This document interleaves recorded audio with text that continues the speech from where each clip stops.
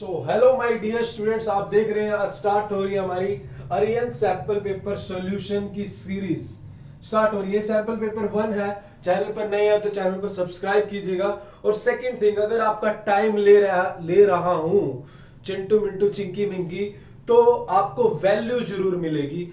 हर एक क्वेश्चन, माना कि आपके पास अरियन सैंपल पेपर होगा, क्वेश्चन होंगे, बट हर एक क्वेश्चन को अच्छे तरीके से करेंगे, कंसेप्ट करेंगे, जहां पे ट्रिक यूज होती है वहां ट्रिक यूज करेंगे। क्लियर? आपका जो आप टाइम दे रहे हो तो आपको वैल्यू जरूर मिलेगी। बट हमारा सपोर्ट कहां से बढ़ेगा? अगर आप चैनल को ज्यादा से ज्यादा वीडियो को शेयर करोगे तो हमें मोटिवेशन मिलेगी और सेकंड सैंपल पेपर जल्दी से जल्दी सॉल्व करवाया जाएगा। क्लियर? अब ये फर्स्ट है। अब मान लिया, पहले तो मैं बहुत अच्छे से समझाऊंगा, आपको डाउट्स हो गए कहीं पर तो टेंशन लेनी है। जिनको डाउट्स है वो कमेंट करें, उन डाउट्स के एक पर्टिकुलर अलग से वीडियो बना दी जाएगी, हर हालत में आपके साथ चला जाएगा। क्लियर? और फिर आपको कमेंट भी करना है कि नेक्स्ट आपको क्या चाहिए, जो भी सैंपल पेपर और क्या कुछ आपको टॉपिक चाहिए, सब कुछ आपके ध्यान में रखते हुए 40 आउट ऑफ 40 की तैयारी करेंगे। क्लियर? तो स्टार्ट करते हैं। अब देखो, मेरा कोई टेस्ट नहीं है। अगर मुझे ये सॉल्व करना होता तो शायद मैं एक घंटे 1.5 घंटे में सॉल्व कर देता। ठीक है, ज्यादा नहीं, जितना भी है 2 घंटे का टाइम है उससे लेस टाइम में कर देता।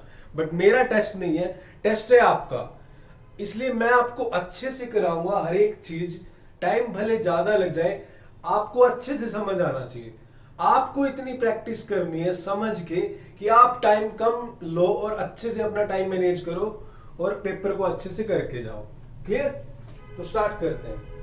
पहले मैं इंस्ट्रक्शन बता देता हूं। यहां पर 3 सेक्शन है। ए सेक्शन है, उसमें हमारे 6 मार्क्स के 6 क्वेश्चन है 2 मार्क्स के, और 2 उसमें इंटरनल चॉइसेस है।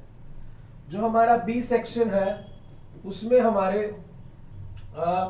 4 क्वेश्चन है 3 मार्क्स के और 1 इंटरनल चॉइस। सी है जो हमारा, उसमें है 4 क्वेश्चन, उसमें है 4 मार्क्स, 4 क्वेश्चन है 4 मार्क्स के, 4 मार्क्स के, और उसमें भी इन 1 क्वेश्चन, एक क्वेश्चन में इंटरनल चॉइस है। तो ये छोटा सा पैटर्न है। स्टार्ट करते हैं। पहला क्वेश्चन स्क्रीन पर है। स्टार्ट करते हैं इसको। क्या है? 2x upon x minus 4 plus इधर 25/3 है, नीचे x माइनस 3 है, ऊपर शायद 2x माइनस 5 है। एक बार देखा है मैंने। क्या बात है, कमाल है, याददाश्त तो सही है मेरी। अब इनका एलसीएम क्या आएगा? डियर स्टूडेंट, अगर ऐसे होता नीचे 1/5 माइनस 1/3, तो नीचे अगर दोनों अलग अलग हो तो उनकी मल्टीप्लाई एलसीएम आ जाता है। ऐसे ही ये दोनों अलग अलग है, दोनों की मल्टीप्लाई एलसीएम आ जाएगा। ये इसको डिवाइड करेगा, जो बचेगा वो ऊपर वाले से मल्टीप्लाई, प्लस ये इसको डिवाइड करेगा, जो बचेगा ऊपर वाले से multiply. 2x minus 5 multiply x minus 4, और ये वाला मल्टीप्लाई उधर 25/3। क्लियर? इसको रब कर देता हूं। अब देखिएगा डियर स्टूडेंट्स, अब मल्टीप्लाई करते हैं। 2x की x के साथ 2x स्क्वायर, 2x की 3 के साथ माइनस 6x, 2x की x के साथ, ये ब्रैकेट है अलग से, 2x स्क्वायर, और 2x की माइनस 4 के साथ माइनस 8x, फिर माइनस 5 की x के साथ माइनस 5x, माइनस 5 की माइनस 4 साथ प्लस 20। क्लियर? आगे चलते हैं। x की x के साथ x स्क्वायर, x की 3 के साथ माइनस 3x, माइनस 4 की माइनस 3 के साथ प्लस 12। क्लियर? अब पहले इनको सोल्व कर लेते हैं, फिर क्रॉस मल्टीप्लाई करेंगे। क्लियर? कोई दिक्कत नहीं है। अब आप क्या करोगे, एक बढ़िया सी लाइन लगाओगे, वो तो आप लगा ही लोगे, है ना। उसके बाद क्या करते हैं, मैं एक ब्लू वाला मार्कर लूंगा, उसके बाद इनको सोल्व करते हैं। पापा पापा में ऐड करना है, मम्मी मम्मी में, यानी आदमी आदमी में, औरत औरत में ऐड करना है। कई बार ऐसा होता है, बच्चे को पूछ लेते हैं कई बार x प्लस 7 पूछे ना तो 7x बोल देता है। भाई पागल हो गया, ऐसे काफी बच्चे मिस्टेक करते हैं। बट देखो 2x² 4x² हो गया, यहाँ पे लिखा 4x², अच्छी सी राइटिंग में, मेरी तो खराब आपकी अच्छी होगी। -6 8 और -5 -19x। क्लियर। फिर भाई कांस्टेंट हमारा बेचारा अकेला रह गया प्लस का 20। नीचे नीचे देखो, नीचे x² -7x + 12, नीचे नीचे देखो, नीचे = 25/3। अब मैं क्या करता हूं, इसको रब कर देता हूं। यूजलेस जो हो चुका है उसको रब करो, दिमाग से भी और बोर्ड से भी, तभी तो लिखेंगे। तो अब मैं क्या करता हूं, इनकी क्रॉस मल्टीप्लाई डायरेक्ट कर देता हूं। 3 की जब 4x² से होगी 12x²। अब आप सैंपल पेपर तक पहुंच गए, इतना तो आपका माइंड हो गया होगा ना। 3 की 19 से करेंगे -57x। 3 की 20 से करेंगे +60। अब 25 को x² से करेंगे 25x²। 25 को 7 से करेंगे 175x। 25 को 10 से करेंगे 300। तो ये हो गया मल्टीप्लाई क्रॉस। समझ आ रहा है? चिंटू मिंटू चिंकी मिंकी समझ आ रहा होगा। सुबह के 7:45 हो चुके हैं। ठीक है, स्टार्ट करते हैं। रात के नहीं है, सुबह के है। स्टूडियो में तो आप नहीं पहचान पाओगे, बट मैं थोड़ा सा स्मार्ट लग रहा हूँ, नहाया हुआ शायद। सोच लो सुबह, रात शाम को तो मैं नहीं लगता स्मार्ट। अब देखो 25 में से 12 13x², और इस -175 में से +57 चले गए तो -118x। 300 में से 60 चले गए प्लस के 240। अब डियर स्टूडेंट्स, यहां पे भी एक चीज दूंगा आपको, बहुत बढ़िया वाली, जानने के लिए। देखिए, जानने के लिए चलते हैं नेक्स्ट पेज पर। रेड वाला मार्कर ले लेते हैं।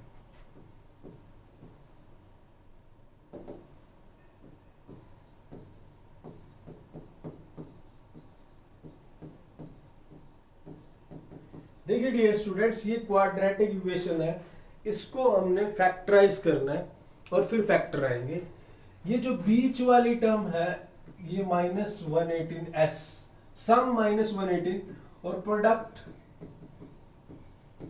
मतलब इस मिडिल टर्म को हमने इस तरह से तोड़ना है कि सम -118 आए और प्रोडक्ट ये आए। कहते सर सुबह सुबह तोड़ना ही सिखाओगे। भाई क्या करें, वक्त की डिमांड है, मिडिल टर्म को तोड़ना ही पड़ेगा। कैसे तोड़ेंगे, अब आप सोचोगे नहीं 52 और 9 की कर दे तो 118 आएगा और मल्टीप्लाई ये आएगी, नहीं। आप क्या करते हो, नॉर्मल मेथड, इसकी मल्टीप्लाई करके यहाँ पे लिखोगे, फिर इसको तोड़ोगे कि सम ये आना चाहिए, प्रोडक्ट ये, नहीं, ऐसा नहीं। क्या करेंगे, इन दोनों को लिख लो, इन दोनों के प्राइम फैक्टर से ही ये आ जाएगा। ये मैंने वीडियो में बनाया हुआ है, मिडिल टर्म स्प्लिटिंग की वीडियो बनाई हुई है, चैनल पे मिल जाएगी, नहीं तो आप कमेंट कर देना, मैं लिंक आप क्या करोगे, इसको तोड़ दो। जरूरी नहीं है छोटे छोटे में तोड़ना, बड़े बड़े में तोड़ के देख लो, अगर बात बनती है तो। अभी तक तो बात नहीं बन रही है। इसको 24 को 4 6 में तोड़ देता हूं, 10 को 5 2 में तोड़ देता हूं और 13 को, इसी के तो फैक्टर टूट रहे हैं। अब डियर स्टूडेंट्स, मैं पहले मार्कर ले लेता हूं ब्लू वाला, ब्लैक वाला। देखो 13 6 जा 78, 4 5 जा 20, 2 जा 40। तो क्या 78 और 40 से, दोनों के माइनस से -118 बनेगा? बनेगा। और इन दोनों की प्रोडक्ट, तो ये तो इसी का टूटा है, तो प्रोडक्ट तो यही आएगी, इसी के तो फैक्टर से तोड़ के लिखा है। 78 और 40 किसके फैक्टर है? इसके ही है, इसी को तोड़ के लिखा है, तो प्रोडक्ट तो यही आएगा 78 और 14 की, यानी 240 और 13 लिख लो, जो भी आएगा, या उसको 78 और 40 लिख लो, बात तो एक ही आएगा, तो वही नंबर, तो बस ये टूट गया। ये दिमाग लगाना, ये प्रैक्टिस है, ऐसे विनर्स करते हैं। जो एनटीएससी कॉम्पिटिटिव एग्जाम की तैयारी करते हैं, आईआईटी की तैयारी करते हैं, वो थोड़ा सा अलग दिमाग लगाते हैं, तभी दूसरों से थोड़ा आगे चले जाते हैं। तो इस तरह से करना, आपको यहाँ पे आएगा -78 और -14। अब इसको ब्रेक कर दो, 13x² minus 78x minus 40x plus 240 is equal to 0। Common आ जाएगा 13x, x minus 6 minus 40 common आ जाएगा x माइनस 6, तो इक्वल टू 0। तो एक x की वैल्यू 6 आ जाएगी और एक x की वैल्यू आ जाएगी 40/13। तो ये दो x की वैल्यू आ चुकी है। तो ये था आपका क्वेश्चन नंबर 1, स्क्रीनशॉट ले लीजिएगा। फिर आगे चलते हैं।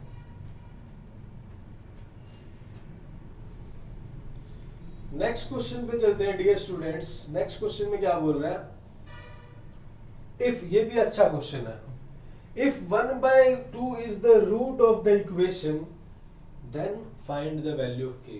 ये जो 1/2 है ये इस इक्वेशन का रूट है। अगर मतलब ये इसका रूट है तो इसमें इक्वल टू 0 लिखा हुआ है। अगर ये इसका रूट है तो मतलब ये इसको सेटिस्फाई करेगा। हम क्या करेंगे, 1/2 इसमें पुट कर देंगे। मतलब ये x की वैल्यू है, मतलब ये 1/2 इसका रूट है, तो मतलब इसको पुट करने से लेफ्ट साइड और राइट साइड बराबर आएंगी और राइट साइड 0 दी हुई है हमारी। तो यानी जो रूट है उसको हम x के प्लेस में पुट कर लेंगे और k निकाल लेंगे।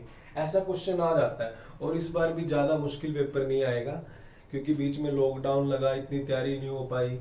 मतलब ठीक पेपर है, आज आने के चांसेस है, इन दोनों क्वेश्चन में से आने के चांसेस है। मैं साथ साथ बताता रहूंगा एक्सपेक्टेड कौन से है। तो इक्वेशन हमारी ये है x² प्लस kx माइनस 5/4, ये है।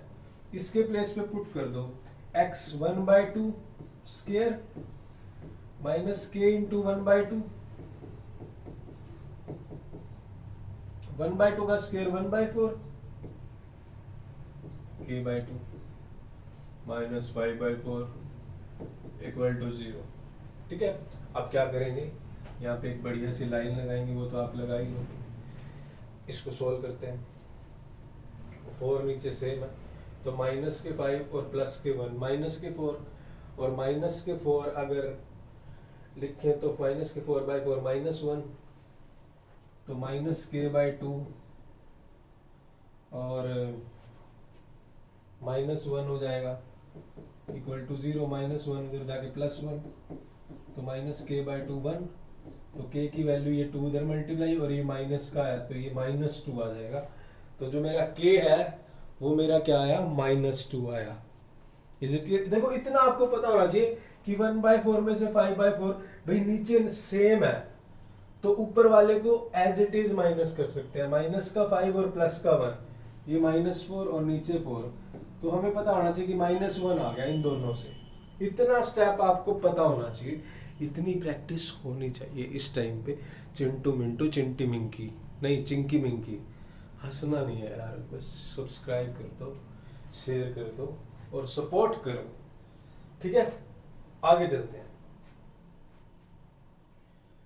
नेक्स्ट आ जाए, नेक्स्ट क्वेश्चन है, एक कोनिकल टेंट है, ठीक है, उसमें 77% है, इतने सारे, चलो each person must have 16 metre cube of air to breathe. वैसे ऐसा होता नहीं है, मैथ्स की लैंग्वेज में ऐसा लिख देते हैं। वैसे आप सोचो एक कोनिकल टेंट में 77 बंदे बैठे हैं तो क्या उसमें 16 मीटर क्यूब का उसको जो है एरिया मिलेगा उसको ब्रेथ करने के लिए? उसको ऐसा होगा कि उसको इतनी 16 मीटर क्यूब की वॉल्यूम ब्रेथ करने के लिए मिलेगी, मतलब एयर की? ऐसा नहीं होता। कई बार बोल देते हैं कोनिकल टेंट है, एक के पास इतना एरिया आएगा, ये मैथ की लैंग्वेज में होता है। आगे चलते हैं। Given that the radius of the tent is 7 meter, find the height। देखो 77% रह रहे हैं उसमें कोनिकल टेंट में, हर एक पर्सन के पास 16 metre of air to breathe, 16 metre cube, यानी जो टोटल वॉल्यूम हो गया उसका 77 मल्टीप्लाई 16। कोनिकल टेंट का जो टोटल वॉल्यूम हो गया वो कितना हो गया, total volume of air to breathe 77 into 16। इसकी मल्टीप्लाई मत करो, अब इसको मल्टीप्लाई मत करो, नहीं लिखना, कट पिट जाएगा। और हमें रेडियस दी हुई है, हाइट निकाल लिया। हमें पता है कोनिकल टेंट का वॉल्यूम क्या होता है, 1/3 पाई r स्क्वायर h। मानते हो? देखो इसको नहीं करना, ये कट जाएगा। 77 इंटू 60 और 1/3 पाई को 22/7 लिख सकता हूँ। आर मेरी 7 है, तो 7 का स्केल एच निकालना है। बताओ, इस 7 से ये 7 कट गया, और ये जो 7 है ये नीचे चला जाएगा, तो ये 7 जब काटेगा 11 हो जाएगा, ये 7 नीचे चला जाएगा, इतना आपको पता होना चाहिए। और ये जो 11 है ये इसके नीचे चला जाएगा, ये 2 हो जाएगा, इतना आपको पता होना चाहिए डियर स्टूडेंट्स। और अब क्या हो सकता है, ये जो 2 है ये इसके नीचे चला जाएगा, ये 8 आ जाएगा। बस अब बचा 8 और 3, और ये 3 उधर जाके मल्टीप्लाई, तो 24 एच आ गया 24। इस तरह से आपको आना चाहिए। और आप इस तरह से भी अगर काट देते हो ना, ये साइड में भी ऐसे, कोई दिक्कत नहीं है, कोई नहीं बोलेगा आपको एग्जामिनर आपने क्या करा। आप दिखा रहे हो साथ साथ में काट के भी, ये इससे कट गया, इससे आपका एक स्टेप बचता है, और साथ में आपका माइंड भी स्ट्रॉन्ग होता है और टाइम भी सेव होता है। तो h की वैल्यू 24, बट आंसर को रेक्टेंगल में लिखना है।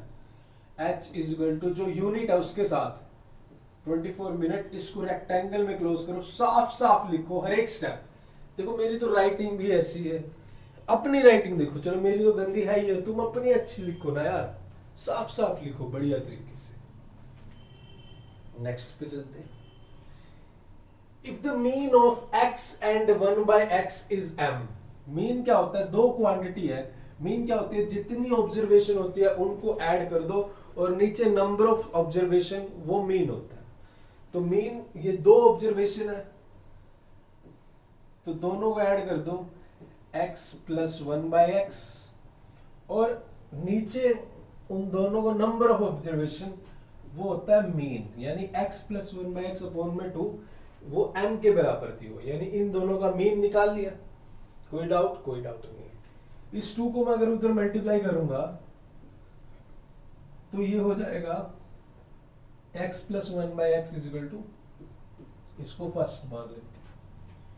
अब मुझे निकालना है x क्यूब। देखो वैसे तो शॉर्टकट भी है इसका, बट आपको सब्जेक्टिव में करके दिखाना है, तो मैं आपको बता देता हूं। देखो अब मुझे ये निकालना है, तो इसका फॉर्मूला ये होता है, इसकी फॉर्म में, इसकी फॉर्म में ये होता है, आपने पढ़ा होगा, यहां पे लिख देता हूं कि a cube plus b cube is equal to a plus b,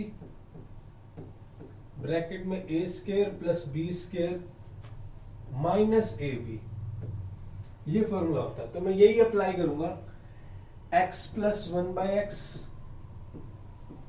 x square plus 1/x square minus ab, यानी x इंटू 1/x, ये कट जाएगा तो ये 1 बच जाएगा यहाँ पर, तो ये बच गया यहाँ पे 1।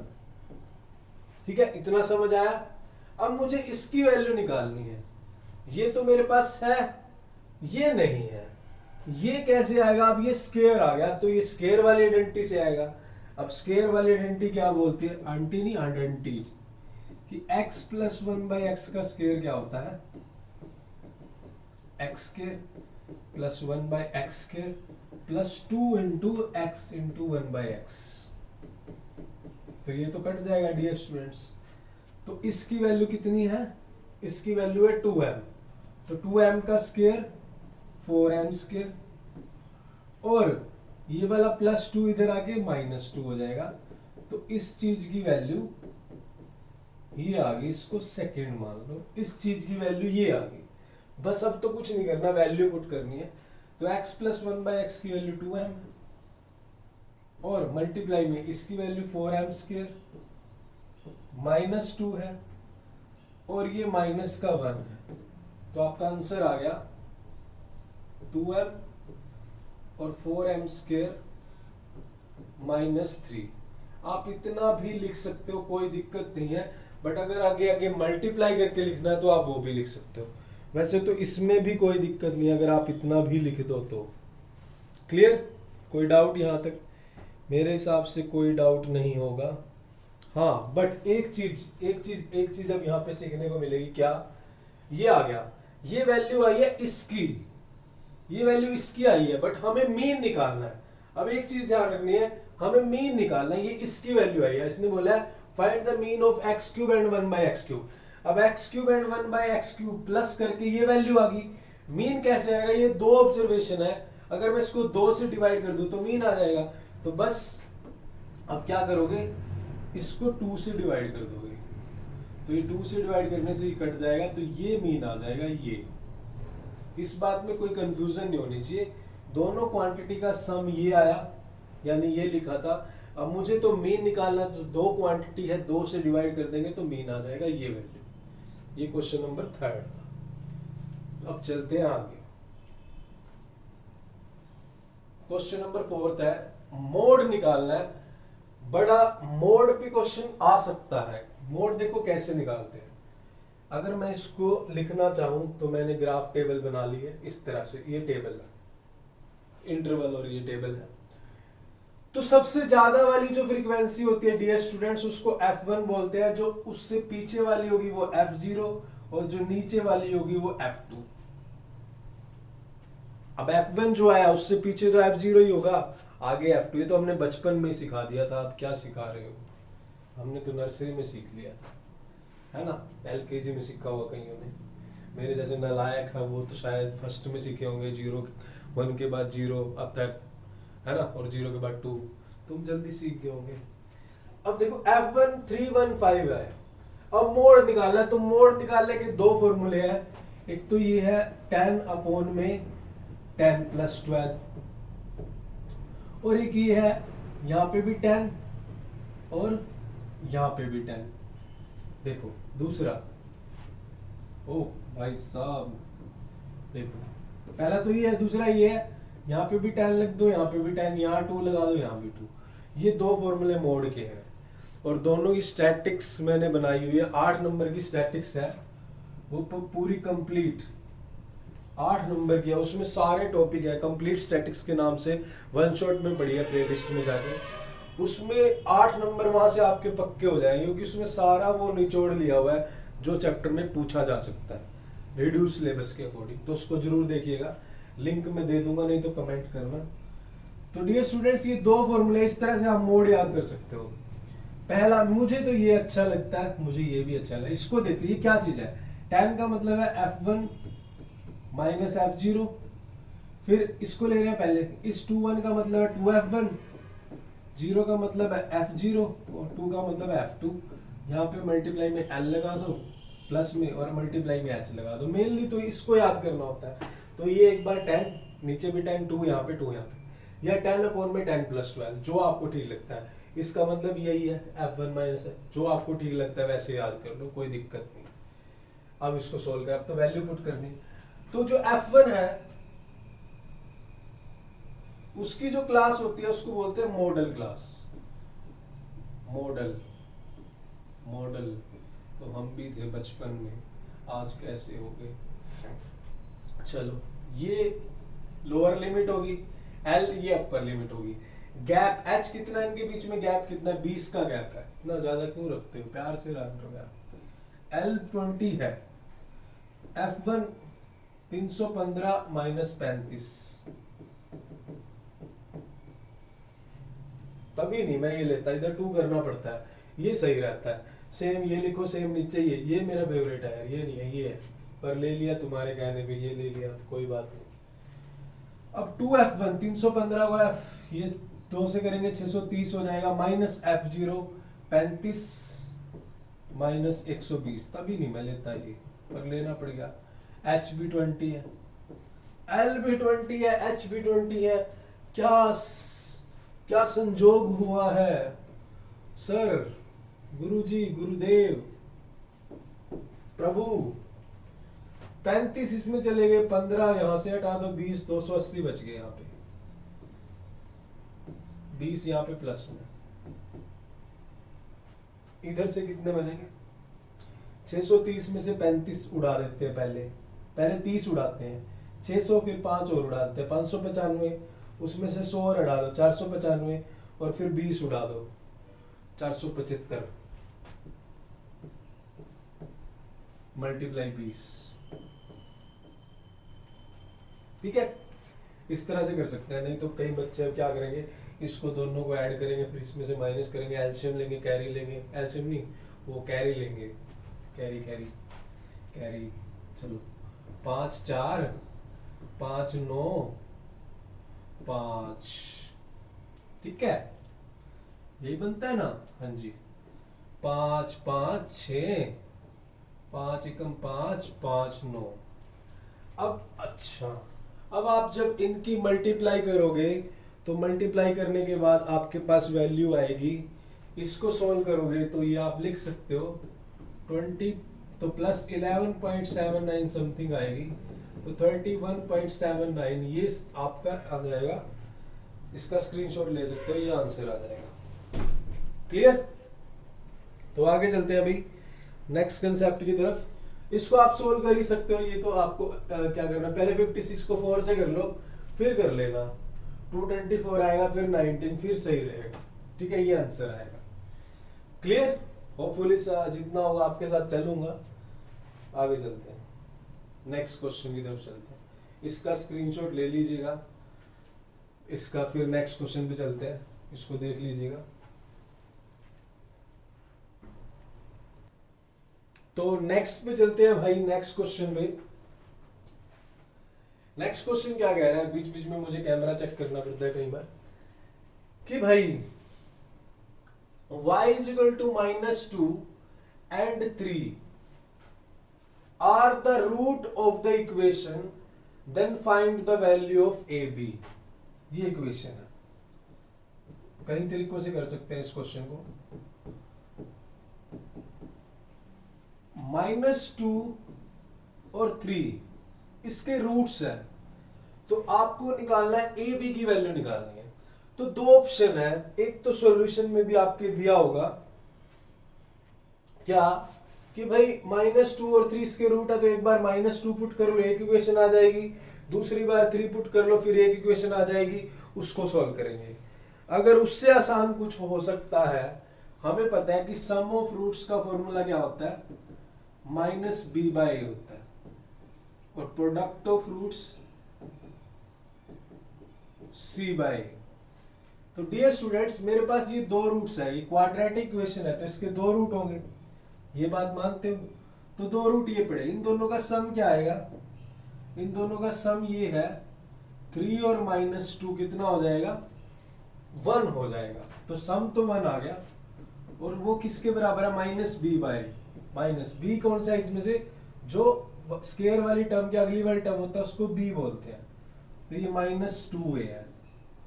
a कितना है मेरे पास, 3 है, यानी ये वाली टर्म, ये चीज ध्यान रखना, ठीक है। मुझे ए बी की वैल्यू माना, इनकी वैल्यू ए बी है, बट क्वाड्रेटिक में एक्स स्क्वायर वाले के साथ ए होता है, इसके साथ बी, इतना तो आपको पता होगा यहाँ तक पहुंच के। तो यहाँ से मेरे ख्याल में डायरेक्ट ही मिल जाएगी, माइनस माइनस प्लस, और ये थ्रू उधर चला जाएगा, तो ए की वैल्यू 3/2 डायरेक्ट ही मिल गई। देखो यहाँ पर कितना सिंपल। अब प्रोडक्ट वाले से बी मिल जाएगी, प्रोडक्ट 3 × 2 माइनस का 6 आएगा, और प्रोडक्ट होता है c/a। c कितना है मेरा, 2b/3। ठीक है dear students, c/a, c 2b/3। तो ये मल्टीप्लाई होगा -18 और 2 से -9, तो b मेरा आ जाएगा -9। तो a आ जाएगा, b ये आ जाएगा। इस तरह से भी आप कर सकते हो। देखो बिल्कुल सिंपल है। अगर आप उस तरीके से करोगे ना भाई, आप पहले -2 पुट करो, फिर 3 पुट करो, उस तरीके से यार दिक्कत होगी। इस तरीके से आप कर सकते हो। क्लियर? आगे चलते हैं। नेक्स्ट क्वेश्चन है, थोड़ा सा टेढ़ा हुआ है, कोई बात नहीं, टेढ़े को सीधा ही करना है हमने, ठीक है ना। वो बोलते हैं ना कुरकुरे में भी टेढ़ा है पर मेरा है। अब टेढ़ा है तो आपका ही है क्वेश्चन, ये कोई बात नहीं, 10th का ही है, +1 का नहीं। क्या कह रहा है देख लेते हैं। सर्कल बना लेते हैं, पहले तो एक सर्कल बना लिया, यहाँ पे बना लेते हैं, ठीक है। आप थोड़ा अच्छा बनाओगे, मैं थोड़ा ऐसे ही। A line through the centre, पहले centre, a line through the centre of a circle of radius 5 centimetre, radius 5 centimetre, एक लाइन जा रही है यहां से through the centre of circle, cut the tangents at P on the circle at Q। देखो क्या कह रहा है, a line through the centre of a circle of radius 5 centimetre cuts the tangent, एक टेंजेंट जा रही है, मान लीजिए टेंजेंट है, cut the tangent eight A point P on the circle at Q such that OQ is 13। भाई देखो ये है, और ये टेंजेंट है, ये सर्कल को कट करिए P पॉइंट पे, और ये जो लाइन है इसको कट करिए Q पे। इसने देखो बोला हुआ है क्या, ए circle of radius 5 cuts the tangent eight A point P, A line through the centre O of a circle of radius 5 cuts the tangent at a point P on the circle at Q such that OQ 30, find the length of PQ। देखो अब ये बिल्कुल simple question बन चुका है। क्या ये 5 है और OQ मुझे 13 दी हुई है, तो डियर स्टूडेंट्स ये और ये एंगल 90 का होता है। क्यों? क्योंकि ये रेडियस है, ये टेंजेंट है, रेडियस और टेंजेंट के बीच में 90 का एंगल होता है, मानते हो? तो ये 90 हो गया, और यानी ये 13, यानी ये 13 है, और मुझे ये निकालनी है, तो भाई निकल गया। वैसे तो पाइथागोरस ट्रिपल होता है 5, 12, 13 का, ठीक है? तो यानी ये मुझे ये निकालना है। पाइथागोरस अगर लगाओगे तो पाइथागोरस थ्योरम क्या कहती है, base square plus perpendicular is equal to hypotenuse. तो 5 का स्क्वायर प्लस P क्या होगा स्क्वायर, 13 का स्क्वायर, तो 13 के स्क्वायर में से 5 स्क्वायर चले गए 169 में से, तो ये आ जाएगा मेरे पास 144, तो स्क्वायर उधर जाके तो P क्या होगी वैल्यू, वैसे तो प्लस माइनस 12 आएगी, बट हमने ऐसा तो नहीं देखा ना कि मम्मी आज मैंने एक ऐसा सर्कल बनाया जिसकी रेडियस -12 है, ऐसा तो नहीं हुआ ना, तो +12, तो इसका आंसर क्या आएगा प्लस के 12। क्लियर? स्क्रीनशॉट ले लीजिएगा, फिर आगे चलते हैं। अब चलते हैं भाई नेक्स्ट क्वेश्चन की तरफ चलते हैं, बट फिर भी मेरा दिल मान रहा है कि एक बार आपको और क्लियर कर दूं इस कंसेप्ट को, बिल्कुल इसको कंफ्यूज नहीं होना। देखो क्या चीज होती है, ये सर्कल है, इसने बोला हुआ है a line through the centre O, यहाँ पे सेंटर O लगा लिया, of a circle of radius 5, इस सर्कल की रेडियस 5 है, cuts the tangent at point P on the circle at, मतलब जो लाइन है जो सेंटर से थ्रो हो रही है वो कट करती है the tangent at point P on a circle, एक टेंजेंट है जो at point P on a circle उसको क्या पे कट करती है। इसने यहां पे कंफ्यूज करता है, line through the centre O of radius 5 cut the tangent, cut करती है टेंजेंट को at point P on a circle, जो टेंजेंट क्या है सर्कल पर P पॉइंट पे है, एट क्या हो, मतलब ये लाइन जो सर्कल पे जो टेंजेंट है P पॉइंट पे उसको क्या पे कट करती है और सेंटर से थ्रो हो रही है, तो ये 90 हो जाएगा और ये 13 हो जाएगा, ये निकालना था। ठीक है, नेक्स्ट क्वेश्चन पे चलते हैं।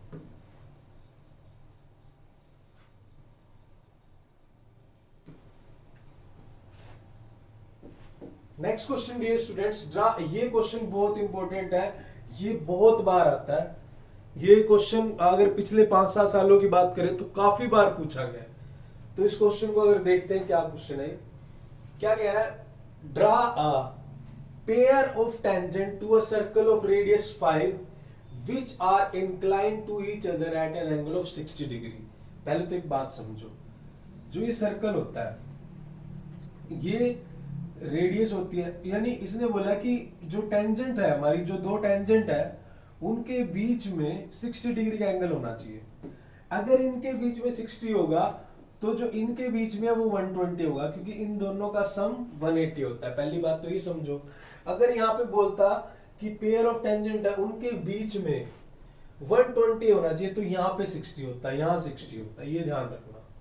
यहाँ 80 होता तो यहाँ 100 होता, ये चीज ध्यान रखना।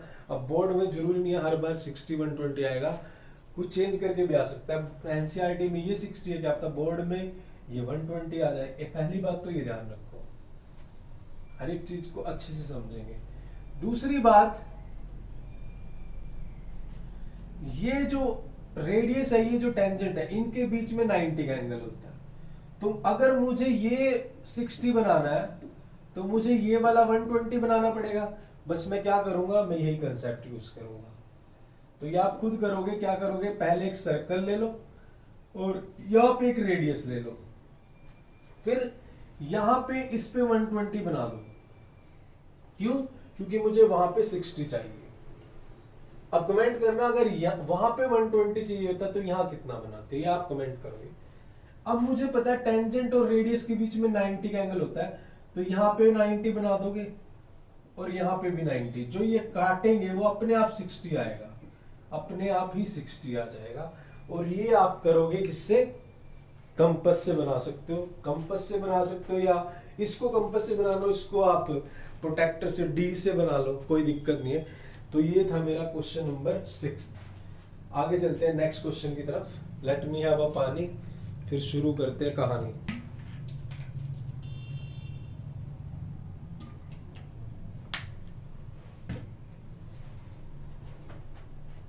नेक्स्ट क्वेश्चन बड़ा अच्छा है, देखने में कंफ्यूज कर रहा है आपको, बट बहुत अच्छा क्वेश्चन है, बड़ा इजी है। पहली बात तो एक छोटी सी बात समझा देता हूं आपको।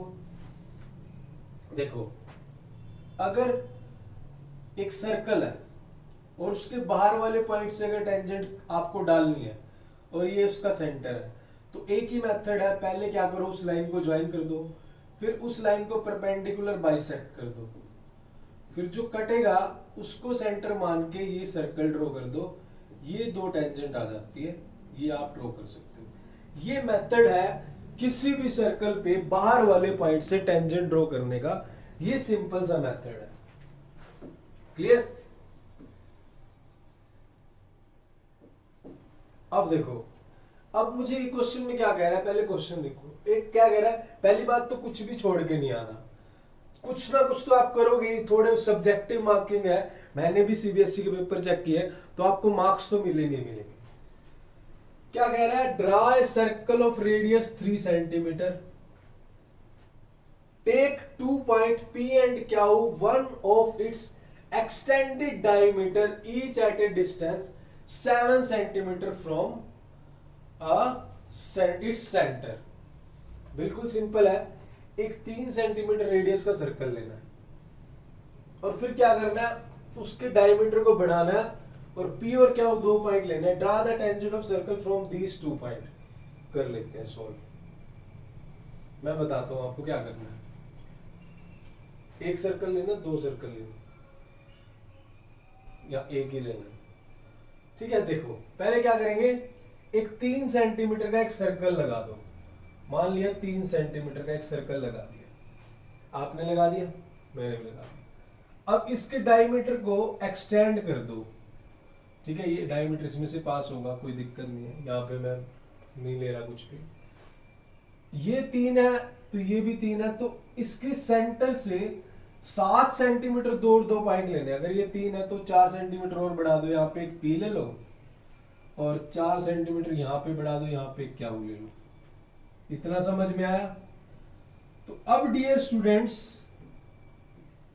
एक तरह से आपके पास बहुत सिंपल क्वेश्चन है, बट उस क्वेश्चन को दो तरीकों से दे दिया। एक कहते हैं ना कि एक क्वेश्चन में दो क्वेश्चन हो गए, बट क्वेश्चन बिल्कुल सिंपल है, बिल्कुल सिंपल। एक्शनल पॉइंट वाला एक तरफ इस तरह करना है, एक तरफ इस तरह। पहले क्या करेंगे, इस बाहर वाले पॉइंट और इस वाले पॉइंट को परपेंडिकुलर बाइसेक्ट, हाफ से ज्यादा कंपास ओपन करी और काट दिया। एक इधर काटा, एक इधर काटा, काट दिया, इसको मिला देंगे, जो भी सही मिलेगा आप तो सही मिलाओगे। जो ये पॉइंट आएगा इसको सेंटर मान के इतनी कंपास खोल ले, इतनी खोल लो, तो यहां से एक इस तरह से सर्कल लगा दोगे, इस तरह से। सही लगाओगे आप तो, मैं तो ऐसे लगा रहा हूं। जहां ये काटेगा ना, ये वो दो टेंजेंट आएंगी, ये और ये। अब आप सैंपल पेपर तक पहुंच चुके हो, तो सैंपल पेपर की प्रैक्टिस कर रहे हैं, इतना तो आपको पता ही होगा। तो ये क्वेश्चन आप कर सकते हो इसी तरह से। यहाँ पे ये आपके लिए, और कमेंट में राइट करना कि हुआ या नहीं हुआ। क्लियर? गाने चल रहे हैं बढ़िया वाले, सुबह सुबह क्या दिक्कत हो रही है। ये हमारे जिम्मेदार लोग हैं, खेतों में जाते हैं, जोश में जाते हैं गाने सुन के, आप भी ऐसी। तो ये था क्वेश्चन नंबर 7। आगे चलते हैं। नेक्स्ट क्वेश्चन है question number 8। From the top of 60 metre high building, ठीक है, एक बिल्डिंग है 60 मीटर हाई बिल्डिंग, इसका सारा जो गेम है वो डायग्राम पे है।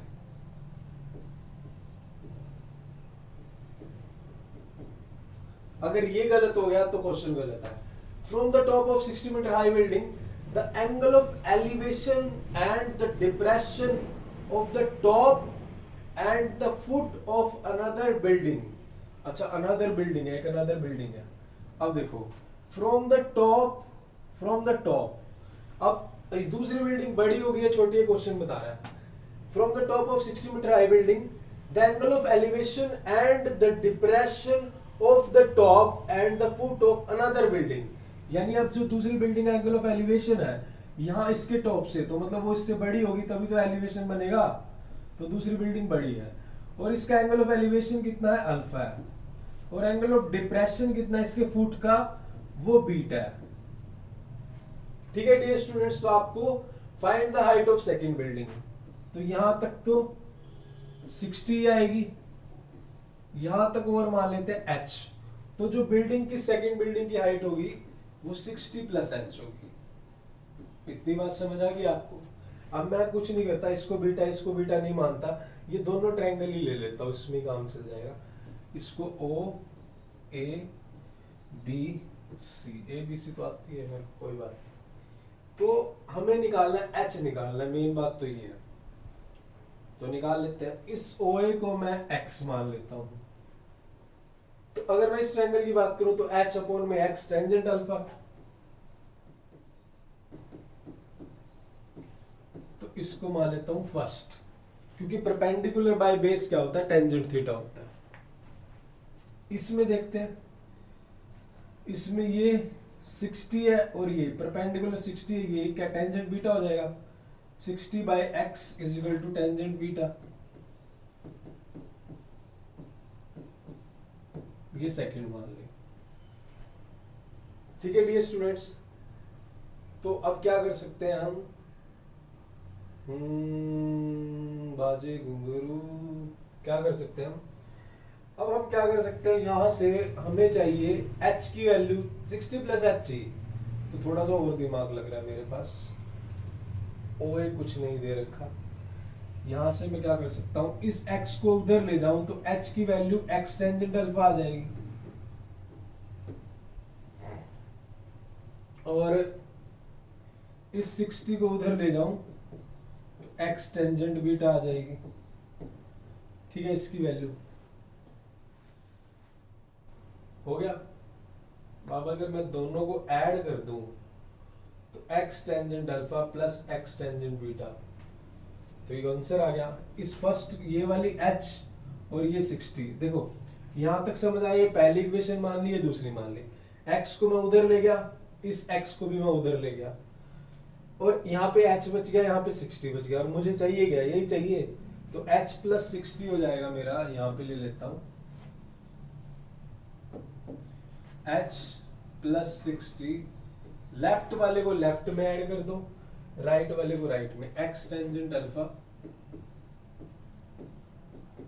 प्लस x टेंजेंट बीटा, और अगर x कॉमन लो, ये इतना कर सकते हैं, कोई दिक्कत नहीं है।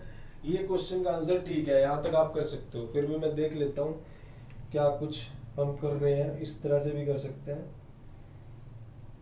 60 कोट बीटा की फॉर्म में भी कर सकते हैं आप, इस तरह से भी हो सकता है, यहां तक भी कर ले, इसमें भी कोई दिक्कत नहीं है। ये भी आंसर ठीक है, कोई प्रॉब्लम नहीं, आप सब्जेक्टिव कर रहे हो, बट फिर भी अगर आपको x को रिमूव करना है तो उस तरह से भी आप कर सकते हो, वो भी हो जाएगा, वो भी मैं आपको करवा देता हूँ।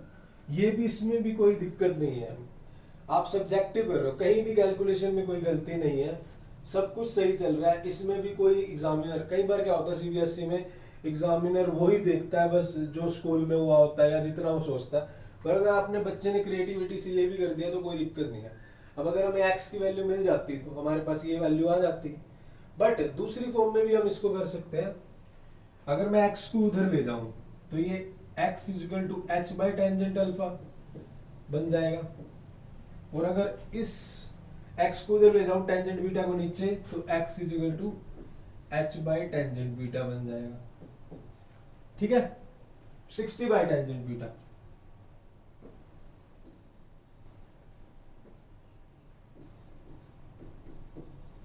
ये बन जाएगा। अब डियर स्टूडेंट्स ये भी x की वैल्यू, ये भी x की वैल्यू, तो दोनों को इक्वल रख सकते हैं। यहां पर मैं इक्वल रख लेता हूं दोनों। तो h by tangent alpha is equal to 60 by tangent beta. तो देखो डियर स्टूडेंट्स यही आ जाएगा, ये टेंजेंट अल्फा उधर चला जाएगा, h is equal to 60 tangent alpha, और इस टेंजेंट बीटा को मैं कोट बीटा लिख दूंगा, तो ये मल्टीप्लाई कोट बीटा हो जाएगा, क्योंकि टेंजेंट अल्फा और कोट बीटा एक दूसरे के, टेंजेंट और कोट एक दूसरे के रिवर्स होते हैं, तो टेंजेंट बीटा को मैं कोट बीटा भी लिख सकता हूँ। अब ये h आ गया, तो अब जो सॉल्यूशन में अरिहंत में किया हुआ है, अब इस हमें क्या चाहिए, h तो इतना है, हमें टोटल बिल्डिंग की हाइट चाहिए, तो 60 और ऐड करना पड़ेगा, तो दोनों तरफ अगर 60 ऐड करोगे तो 60 प्लस h, इधर भी 60 ऐड करना पड़ेगा, 60 प्लस 60 टेंजेंट अल्फा और कोट बीटा, तो ये तो बिल्डिंग की हाइट होगी, और इसमें से 60 कॉमन निकाल देंगे तो ये आ जाएगा 1 प्लस टेंजेंट अल्फा और कोट बीटा, ऐसे भी कर सकते हैं। बट ये स्टूडेंट जो मैंने x की फॉर्म में करवाया था उसमें भी कोई दिक्कत नहीं थी, कोई एग्जामिनर गलत नहीं कर सकता था, क्योंकि आपने क्या करा है, h मिल गया आपके पास यहाँ से, और यहाँ से 60 की वैल्यू मिल गई, आपने दोनों इक्वेशन को ऐड कर दिया, आपका आंसर आ गया। वो तो x नहीं था आपके पास, बट कोई दिक्कत नहीं है, टेंजेंट अल्फा बीटा कौन सा है वो भी सही है और ये भी सही है। तो इसलिए टीचर से भी रिक्वेस्ट है, अगर बच्चे थोड़ा अपना क्रिएटिव माइंड से यूज करते हैं तो उनको करने दो, क्रैमिंग वाले तो सारे ही करते हैं, बट जो क्रिएटिव करते हैं उनको रिस्पेक्ट दो, ठीक है ना, और उनको आंसर को गलत मत निकालो। तो इसका स्क्रीनशॉट ले लीजिएगा, आगे चलते हैं। उसके बाद नेक्स्ट क्वेश्चन पे चलते हैं डियर स्टूडेंट्स, बीच बीच में मुझे कैमरा चेक करना पड़ता है। From the top of a building of 60 metre high, angle of depression and the top of the top of the top and the bottom of a tower are to be this। क्या समझ रहे, देखो from the top of a 60 metre high building, ये top है, यहां से ये 60 metre है, 60 से प्यार हो चुका है। The angle of depression of the top, यानी angle of depression of the top, यानी इसका ये टॉप है, of the top and the bottom of a tower are observe to be 30 and 60 degree, यानी इसी बिल्डिंग के टॉप से बात हो रही है यहां से। अब यहां पर टावर छोटा है या बड़ा है, ये चीज ध्यान रखने की है। ध्यान से देखते हैं इस क्वेश्चन को क्या है, यानी ये बात चल रही है इसकी टॉप की और इसकी, अच्छा ये दोनों नीचे ही है एंगल, दोनों एंगल नीचे है। पहली बात समझो, 60 मीटर हाई बिल्डिंग है, angle of depression of the top, अच्छा यहां से, यानी नीचे ये वाला टावर छोटा है, मतलब इसके यहां से बात हो रही है, तो यहां से ध्यान रखेंगे, ये आपको ध्यान रखेगा क्वेश्चन में, ये चीज आपको समझ में आएगी। From the top of 60 metre, यानी यहां से बात हो रही है, अगर यहां से बात हो रही है, the angle of depression of the top and the bottom of tower, यानी दोनों डिप्रेशन है, तो टावर मतलब छोटा है, तो नीचे डिप्रेशन की बात चल रही है, डिप्रेशन यानी ये वाला कितना है, आर टू बी 30 एंड 60, ये 30 है, और ये इसका जो फुट का है वो वाला कितना है, फुट का अगर हम बात करें तो टोटल जो फुट का ये 60 है, तो ये 60 है, तो डियर स्टूडेंट्स ये इसको भी ले लेते हैं इस तरह से, ये 60 है तो ये 60 होगा, ठीक है ना, और ये 30 है तो ये वाला 30 होगा, ये मानते हो। तो एक तरह से ये दो ट्रायंगल बन चुकी है, और आपको निकालना हाइट ऑफ द टावर, यानी हाइट निकालने, ये इसको h मान लेते हैं, कोई बात नहीं, कोई दिक्कत नहीं है, निकाल देते हैं। अब यहाँ पर देखिए टावर छोटा है, वैसे जनरली टावर बड़ा होता है बिल्डिंग से, बट पता नहीं कौन सी बिल्डिंग है टावर ही छोटा कर दिया, निकाल देते हैं, हमें सब कुछ तो गिवन है, निकाल देते हैं भाई, निकाल देंगे। देखो ये टोटल 60 है, अगर यहां तक h है, यहां तक h है, तो ये 60 माइनस h हो जाएगी, है ना। आप और मेरे, आप दोनों के पास, हम दोनों के पास 60 टॉफी है, आपके पास 20 है, तो मेरे पास 60 माइनस 20 40, अगर आपके पास x है तो मेरे पास 60 माइनस x हो जाएगी, मानते हो अगर यहां तक h है तो ये 60 माइनस h होगा। तो अब दो ट्रायंगल बनेगी, इसको A B C D E आती है मुझे। पहले मैं ए बी ई ले लेता हूं ट्रायंगल। ट्रायंगल ए बी में 60 माइनस एच अपॉन में बी, ये देखो ये दोनों सेम है, सी डी और बी सेम है, इसको भी एक्स मान लेता हूं, इसको भी एक्स। तो 60 minus h upon x is equal to tangent 30, ये 30 है, तो 1/√3 इतना ही मान लेते हैं फर्स्ट, क्या पता किसकी जरूरत पड़ जाए सॉल्व करने में। फिर ये जो सारा है, ये तो सारा 60 है टोटल इस ट्रायंगल में, ट्रायंगल ए सी डी में ये 60 upon x is equal to tangent 60, यानी ये √3 आ जाएगा टेंजेंट 60। यहां तक क्लियर है? ये चीज समझने की है, डायग्राम समझने की है कि डायग्राम कैसे बनाया गया, वो चीज समझने की है। तो डियर स्टूडेंट्स, अगर मैं बात करूं, मैं दोनों तरफ से अगर मैं x निकाल लूं तो बात बन जाएगी। इस x को उधर ले जाता हूं और √3 को नीचे, तो 60/√3। इसने कुछ बोला हुआ है कि √3 को हमें क्या, कुछ इसने बोला होगा कि √3 की वैल्यू 1.73 लेनी है। मैं देख लेता हूँ, अगर ऐसा नहीं है तो हम भाई, इसमें तो नहीं कुछ ऐसा बोला हुआ, फिर तो कर सकते हैं हम। तो x उधर चला गया है 60/√3, तो अब मैं √3 से मल्टीप्लाई √3 से डिवाइड करता हूँ, तो ये 60√3 नीचे आ जाएगा, √3 × 3, तो 60/3 इंटू √3, तो ये आ जाएगा 20√3। अगर इसने बोला हुआ, मेरे पास सैंपल पेपर पड़ा है उसमें तो नहीं बोला हुआ कि 1.73 लेने, ऐसा कुछ नहीं है।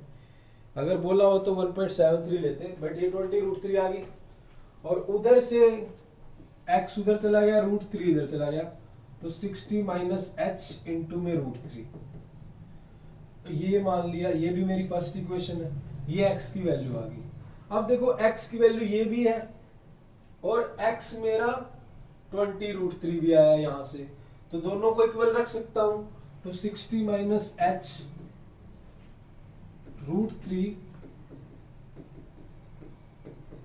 तो √3 से √3 कैंसिल हो गया, तो h अगर उधर चला जाएगा 20 इधर आ जाएगा, तो h की वैल्यू 40 आ जाएगी, 40 मीटर। इसको क्लोज कर दो रेक्टेंगल में। तो ये था आपका क्वेश्चन नंबर ये, ठीक है, इसका आंसर है 40 मीटर। देख लेते हैं और फिर चलते हैं नेक्स्ट क्वेश्चन की तरफ। अब डियर स्टूडेंट्स, हमारा हो चुका, हाँ 40 है, कोई इसमें वो नहीं है, 40 आंसर आ चुका है। तो यानी हाइट h ही निकालना था, h आ चुका है। अब चलते हैं नेक्स्ट क्वेश्चन की तरफ। क्लियर? नेक्स्ट क्वेश्चन क्या है? ये बहुत अच्छा क्वेश्चन है, इसको बड़े ध्यान से समझना। 2-3 कंसेप्ट आएंगे बढ़िया बढ़िया। देखो क्या कह रहा है, कह रहा है द रेडिया 2 कंसेंट्रिक सर्कल है।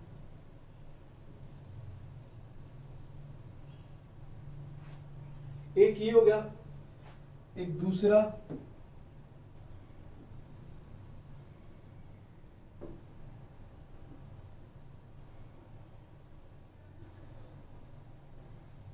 ठीक है, आपको समझाना मैंने, आप बढ़िया बना लेना, मैं ऐसे बना लेता हूं।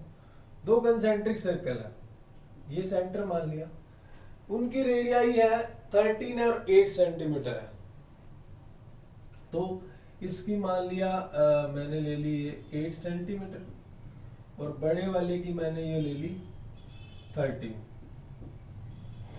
यहां तक समझाया? Clear? A B is a diameter of the bigger circle. तो इसको अगर मैं आगे बढ़ाता हूं तो ये ए और ये बी डायमीटर हो जाएगा। And B D is the tangent of smaller circle. B D tangent है, यानी यहाँ पे ये D point, B D tangent मतलब वो डी पॉइंट पे कट कर रही है। इतना समझ आ गया? क्लियर है? Touching it at D find A D. उसके बाद आपको बोला गया फाइंड एडी, आपको एडी फाइंड करना है, यानी आपको ये एडी फाइंड करना है, ये चीज फाइंड करनी है, एडी। तो निकालते हैं, कोई दिक्कत नहीं है, ध्यान से समझो, थोड़ा टाइम लगेगा बट समझाऊंगा अच्छे से। अब डियर स्टूडेंट्स मेरी बात सुनो, ये रेडियस है, ये टेंजेंट है, इन दोनों के बीच में 90 का एंगल होगा। अगर इन दोनों के बीच में 90 का एंगल होगा तो ये ट्रायंगल जो बन जाएगी, इसको अगर ओ मानूं तो ये पाइथागोरस लग सकती है। अगर ये 90 है तो सामने वाला हाइपोटेन्यूज होगा। तो मैं क्या कर सकता हूं, 13 का स्क्वायर, कौन सी ट्रायंगल लिया मैंने, ट्रायंगल ओबीडी में,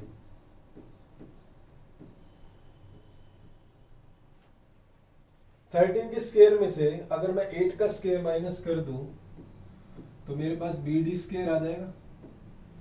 169 में से 64 माइनस कर दिया, बी डी स्क्वायर, तो ये 105, और स्क्वायर उधर जाके स्क्वायर रूट, तो बी डी की वैल्यू 105 आ गई। इतना आपको समझ आया? तो यहां से ये शिक्षा मिलती है कि क्वेश्चन को छोड़ के नहीं आना, करके जरूर आना। सब्जेक्टिव मार्किंग, आपको क्वेश्चन आ ही नहीं रहा, आप इतना कर दोगे 1-2 नंबर कुछ तो मिलेगा।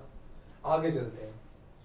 अब आगे क्या कंसेप्ट लगेगा वो मैं बताता हूं, उसको यूज करते हैं।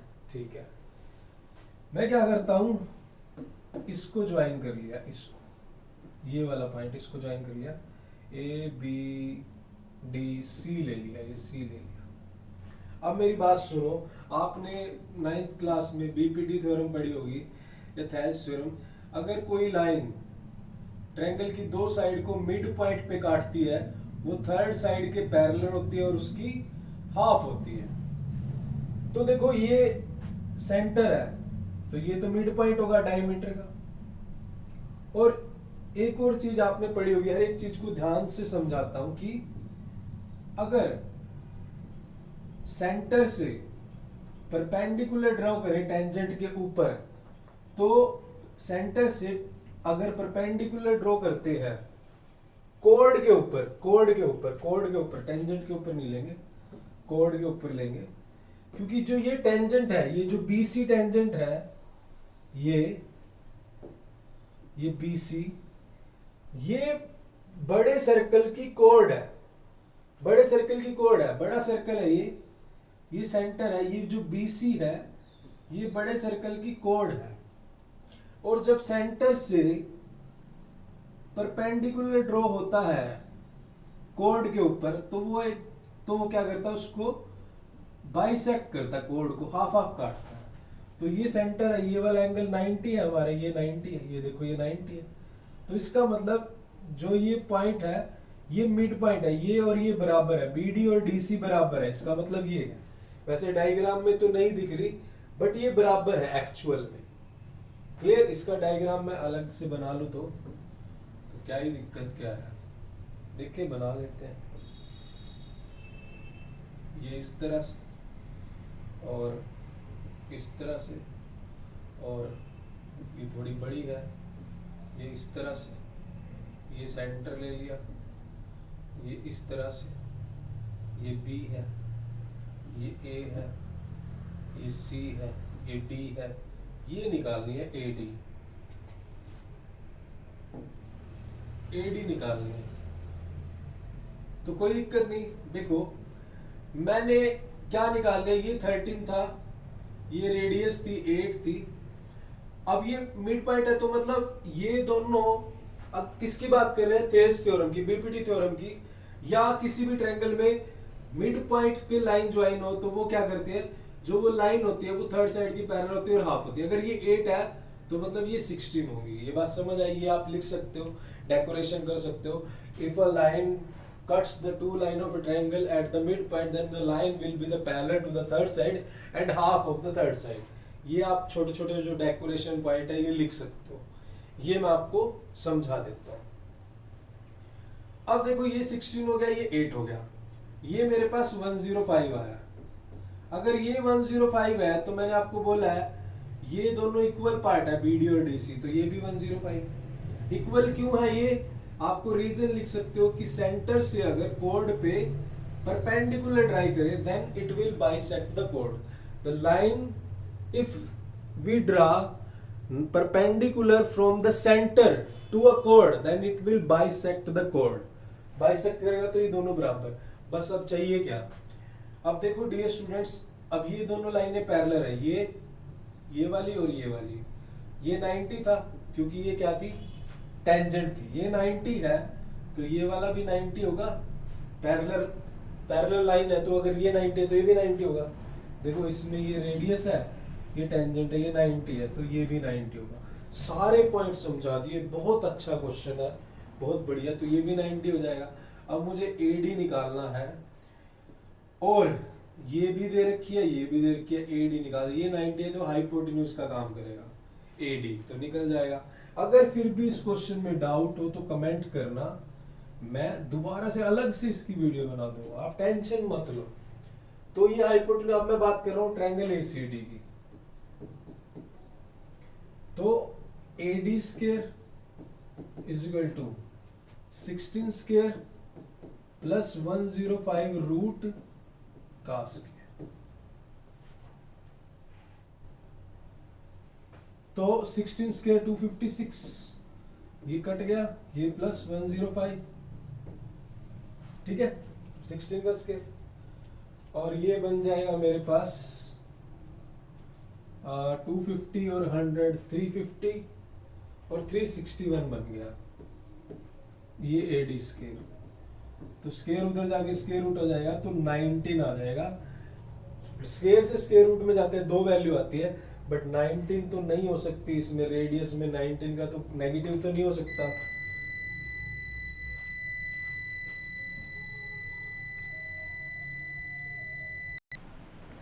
तो हम किस क्वेश्चन पे थे, हमारी AD 19 आ चुकी थी. वो बीच में लाइट चली गई थी, तो लाइट चलने के बाद फिर कनेक्शन टूट जाता है. तो हमारी पीछे अगर देखिए स्क्रीनशॉट आपने ले लिया होगा, AD 19 आ चुकी थी. ठीक है, अब चलते हैं नेक्स्ट क्वेश्चन की तरफ. नेक्स्ट क्वेश्चन देखते हैं भाई क्या कह रहा है.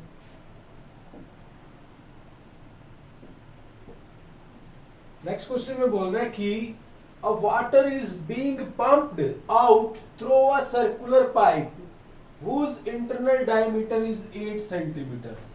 एक पाइप से पानी पंप्ड आउट, बाहर निकल रहा है, निकाला जा रहा है. Water is being pumped out, निकाला जा रहा है, पैसिव वॉइस निकल रहा है. बाकी मेन हमें कंसेप्ट समझना है, इंग्लिश का नहीं. जिसका डायमीटर 8 है, डायमीटर 8 है, ठीक है, मान लिया. If the flow of water is 80 centimetre per second, flow of water 80 centimetre per second, how many of litre water are being pumped out in 1 hour. ऊपर से तो नहीं निकलेगा इस तरह से. इसमें से 1 घंटे में कितना पानी निकल जाएगा. एक तरह से हमारे पास पाइप है और पाइप से हम क्या कर रहे हैं, सर्विस स्टेशन पे खड़े हम धो रहे हैं और इस स्पीड से पानी निकल रहा है. और कितना 1 घंटे में कितना लीटर पानी निकल जाएगा. देखो हम यहाँ पर यूनिट कन्वर्ट आ रही है ना, और मैंने सरफेस एरिया एंड वॉल्यूम की 21 कैलकुलेशन ट्रिक की मेरी एक वीडियो है, उसमें फॉर्मूला और कैलकुलेशन ट्रिक्स है. सरफेस एरिया एंड वॉल्यूम पे मैंने स्पेशल वीडियो बनाई हुई है, ठीक है, एक दो वीडियो बनाई हुई है. उसमें जो भी सरफेस एरिया में कैलकुलेशन है, यूनिट कन्वर्जन है, वो सारा उसमें बताया हुआ है. बहुत बढ़िया बढ़िया वीडियो है, ठीक है ना. पूरे यूट्यूब चैनल पर आप बहुत, अगर यहाँ पे चैनल पे देखो, बहुत अच्छी वीडियो पड़ी है मैथ्स की, वहाँ से आपको बहुत हेल्प मिलेगी. वो देखना, मैं आपको कमेंट दे दूंगा. उससे पहले आप समझो कि कमेंट आपने करना, लिंक मैं दूंगा, कि अब मेरे पास जो वॉल्यूम आएगा वो सेंटीमीटर क्यूब में आएगा, बट मुझे लीटर में कन्वर्ट करना है. तो 1 सेंटीमीटर क्यूब में 1/1000 लीटर होते हैं. ये आपको ध्यान याद रखने का तरीका मैंने तो ऐसे किया हुआ है. 1 मीटर क्यूब में 10 की पावर 3 लीटर होते हैं और 1 सेंटीमीटर क्यूब में 10 की पावर -3 लीटर होते हैं. मैंने तो ये ध्यान रखा हुआ है. तो 10 की पावर -3 मतलब नीचे जाके 10 की पावर 3 यानी 1/1000 लीटर. ये होता है कंसेप्ट, तो जो भी वॉल्यूम आएगा उसको लीटर में कन्वर्ट करने के लिए हम 1000 से डिवाइड करेंगे। अब कितना वॉल्यूम निकलेगा एक घंटे में, एक सेकंड, क्या देखो अब ये पाइप है, पाइप का एरिया ऑफ क्रॉस सेक्शन और ये जो स्पीड है वो हाइट का काम करेगी, लेंथ का काम करेगी। तो बस वही वॉल्यूम अप्लाई करते हैं। वॉल्यूम ऑफ सिलेंडर क्या होता है, पाई आर स्क्वायर एच। तो उसी कंसेप्ट पे काम करते हैं। डायमीटर 8 है तो रेडियस 4 होगी, तो 22/7 इंटू में रेडियस 4 का square into height 80 centimetre per second. ये 80 सेंटीमीटर पर सेकेंड है, ठीक है। अब मुझे एक घंटे में बताना है कितना होगा। तो अगर एक सेकंड में इतना क्रॉस सेक्शन वॉल्यूम पानी का निकलता है, ये एक सेकंड में है 80 सेंटीमीटर पर सेकंड। अगर मुझे एक घंटे में बताना तो मैं 3600 से मल्टीप्लाई करूंगा। एक घंटे में 3600 सेकंड होते हैं। तो जो आएगा वो सेंटीमीटर क्यूब में आएगा। ये भी सेंटीमीटर भी, ये भी सेंटीमीटर क्यूब में। अब मुझे लीटर में कन्वर्ट करना है तो मैं उस सारे को 1000 से अगर डिवाइड कर दूंगा तो वो जो आंसर आएगा वो लीटर में आंसर आ जाएगा। समझ आया? यानी मुझे 3600 और 1000 से इस तरह से मल्टीप्लाई डिवाइड करना पड़ेगा। बात समझ आई? क्लियर? कोई दिक्कत तो नहीं है। अब कट पिट कर दो, 1 0 2 0 ये कट गए, तीनों कट गए, ठीक है। और उसके बाद हम क्या कर सकते हैं, 36 और ये 4, 22 को मैं 2 गुना 11 लिख दूं, इसको 4 4 16, ये 8 और 36, इस तरह से कर सकता हूँ। 22 को 2 11 कर दिया, 16 हो गया, 8 और 36। अब 32 और 36 और इनकी मल्टीप्लाई करनी है। अब इनकी मल्टीप्लाई कर देते हैं। 16 की 2 से करेंगे, 32, 36 की 8 से करेंगे, 8 3 24, 240 और 48, 288। इसको 7 से डिवाइड करेंगे तो जो इसको करेंगे वो आंसर आएगा। तो आपका आंसर क्या आ जाएगा, इनकी मल्टीप्लाई करने के बाद नियर अबाउट, इस सारे को कन्वर्ट करने के बाद 14482.3 ये लीटर में आंसर आएगा। इन दोनों की मल्टीप्लाई करके 7 से डिवाइड करेंगे। अब 7 से डिवाइड की ट्रिक के भी बारे में बताया हुआ मैंने 21 कैलकुलेशन शॉर्ट ट्रिक की वीडियो में। इसको आप सोल्व करोगे इस तरह से आप कर सकते हो, ये आपका आंसर आ जाएगा। क्लियर?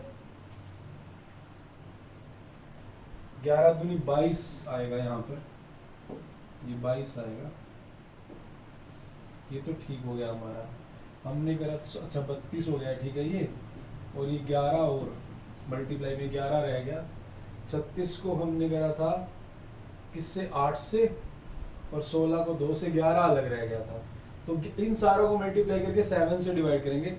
11 की मल्टीप्लाई मैं आपको बता देता हूँ। अगर किसी भी नंबर को 11 से मल्टीप्लाई करना हो बड़ा इजी होता है। 3 लिख दिया, फिर 3 + 2 5, और ये मान लिया 288 को 11 से करना है, ये कैरी वाला हो जाएगा। पहले 2 लिखेंगे, 2 और 8 10, 10 की 0 1 यहाँ पर, फिर 8 और 8 16, 16 का 6 1 यहाँ पर, लास्ट में 8, तो 8 6 1 3।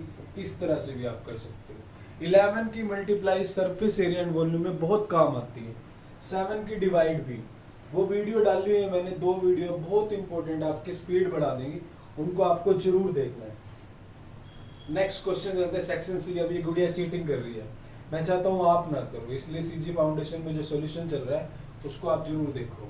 बार बार बोल रहा हूँ, 21 calculation trick, surface area and volume की ट्रिक, मीडिया स्टैटिक्स की फॉर्मूलेस की ट्रिक, इतनी सारी वीडियो पड़ी है। मोस्ट इंपॉर्टेंट मुझे कमेंट करना, चैनल पर प्लेलिस्ट में जाकर आपको सारी मिल जाएंगी। कोई नहीं मिली तो कमेंट करना, मैं लिंक दे दूंगा। नेक्स्ट क्वेश्चन देखते हैं भाई, थोड़ा छोटा कर लेते हैं। The shadow of a vertical tower on a level ground increase by 10 meter when the altitude of sun change from the 45 to 30। इस क्वेश्चन को समझाने से पहले एक छोटा सा कंसेप्ट समझा देता हूँ। क्या कि मान लिया ये पोल है, यहाँ पर सन है, तो एंगल ऑफ एलिवेशन मान लिया सन का ये 45 डिग्री है। तो जैसे ही एंगल ऑफ और इसकी शेडो क्या बनेगी, इसकी शेडो मान लिया यहाँ पे ये बन जाएगी। जैसे ही एंगल ऑफ एलिवेशन कम होगा तो जो शेडो है वो बढ़ जाएगी। तो एक कंसेप्ट है, सन यहां से यहां पे आ गया 45 पे था, 30 पे आ गया तो शेडो बढ़ गई। तो कंसेप्ट क्या है आपका, अब बीच में फिर दोबारा से लाइट चली गई थी भाई, 2 बार लाइट चली गई सैंपल पेपर में। चलो कोई बात नहीं, जहाँ पे कठिनाइयां ज्यादा हो ना वहां पे फिर रिजल्ट बढ़िया मिलते हैं। चलो अब बात करते हैं, ये कंसेप्ट मैंने बता दिया, एंगल ऑफ एलिवेशन और शेडो का कंसेप्ट बता दिया। इसी बेस पे क्वेश्चन आया। देखो भाई, जब भाई जो सन है, सन की ये पोल है, सन की जब एंगल ऑफ एलिवेशन जिस टाइम पे 45 डिग्री था, तब मान लिया उसकी शेडो x है। जैसे ही एंगल ऑफ एलिवेशन चेंज हुआ, शेडो बढ़ गई, बढ़ी कितना, 10 मीटर बढ़ गई। ये कंसेप्ट समझा दिया मैंने आपको। तो अब ये 2 ट्रायंगल बन गई, ए, ये सी और डी। कंसेप्ट क्या है ये समझना कि एंगल ऑफ एलिवेशन कम होगा तो शेडो क्या होगी, बढ़ेगी। क्लियर। इसी बेस पे क्वेश्चन को करते हैं। क्वेश्चन में कह रहा है find the height of the tower, height निकालनी है, निकाल देते हैं, कोई दिक्कत नहीं है, यही निकल जाएगी। पहले मैं लेता हूं triangle DCB,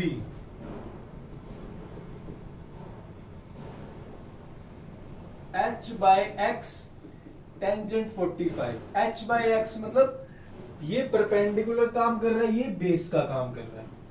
h by x tangent 45, तो h टेंजेंट 45 की वैल्यू 1 होती है, x उधर चला गया तो h और x बराबर है इस केस में, यानी जितना ही है उतना ही है। अब करते हैं DCA, DCA की बात करते हैं। h बाय ये टोटल जो साइड है AC x प्लस 10 है, is equal to tangent 30 1 by √3 होगी। तो अगर मल्टीप्लाई करें √3h is equal to x plus 10, तो अब डियर स्टूडेंट्स मुझे पता है x और x क्या बराबर है, तो मैं x के प्लेस पे भी h लिख सकता हूं, तो √3h h प्लस 10, तो √3h minus h is equal to 10, h common लूंगा तो √3 माइनस 1 इज इक्वल टू 10, तो यहां से मैं रब कर देता हूं, तो h की वैल्यू आ जाएगी 10 बाय √3 माइनस 1। इसको रैशनलाइज करते हैं फिलहाल,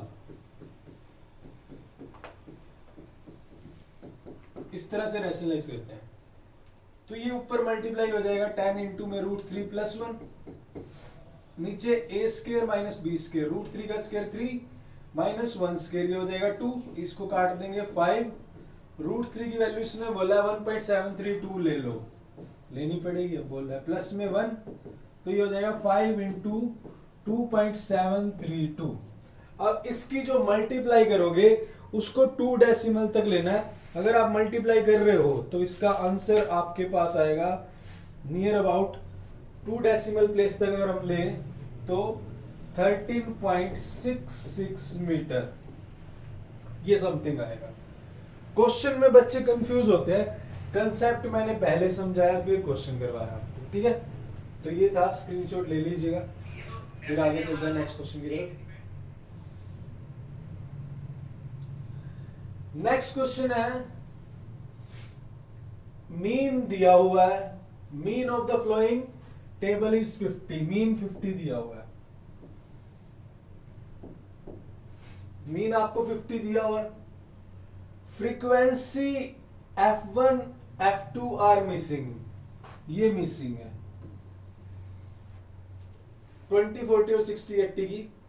फाइंड द मिसिंग फ्रीक्वेंसी, बिल्कुल सिंपल है यार, मीन दिया हुआ है, फ्रीक्वेंसी मिसिंग है। पहले क्या होता था, फ्रीक्वेंसी दी होती थी, मीन निकालना होता था, मीन दिया, फ्रीक्वेंसी मिसिंग है, वही लगेगा, फॉर्मूला वही लगेगा, उसी कंसेप्ट को यूज करके आंसर फाइंड करते हैं। स्टैटिक्स के जितने भी सैंपल पेपर उठाओगे एक भी क्वेश्चन ऐसा नहीं मिलेगा जो हमने कंप्लीट स्टैटिक्स की वीडियो बनाई हुई है, कंप्लीट स्टैटिक्स, उसमें सारे टॉपिक डाले हुए हैं, उन सब से बाहर कुछ भी नहीं आ रहा। उसको आप जरूर देखिएगा। उसको करने के बाद आप स्टैटिक्स में 8 नंबर बड़े आराम से लोगे। चलो इसको कर लेते हैं। इसका ग्राफ मैंने बनाया नहीं हुआ, टेबल मैंने, तो अभी बना लेते हैं। चलो इधर 0-20 है,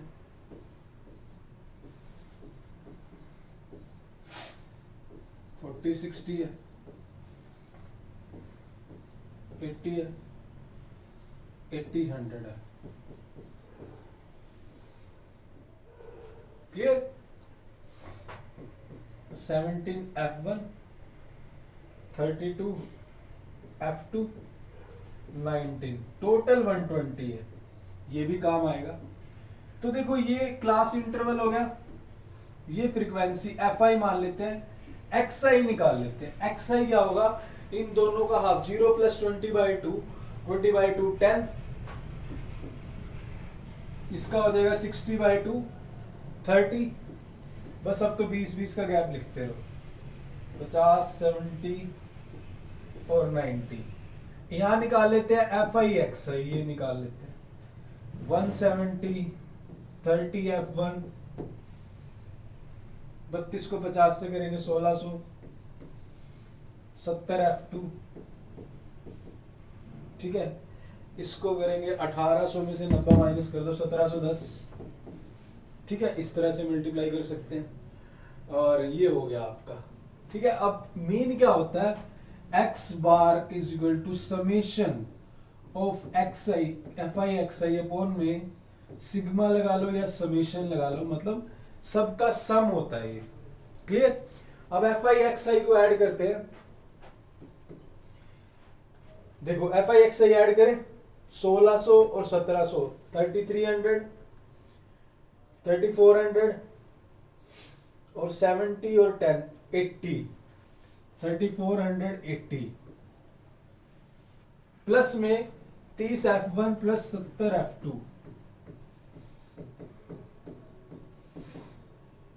divide by summation of Fi। यहां पर समेशन ऑफ Fi आएगा, ठीक है। आप भी बता सकते हैं वैसे तो। समेशन ऑफ Fi कितना है भाई, इन सब का सम 120 है, तो ये तो 120 आया। और उधर से मीन कितना दिया हुआ 50, तो यहाँ पे 50 लिखेंगे। ये इधर साइड मल्टीप्लाई होगा 60, 6000 हो जाएगा, 3480, 30 F1,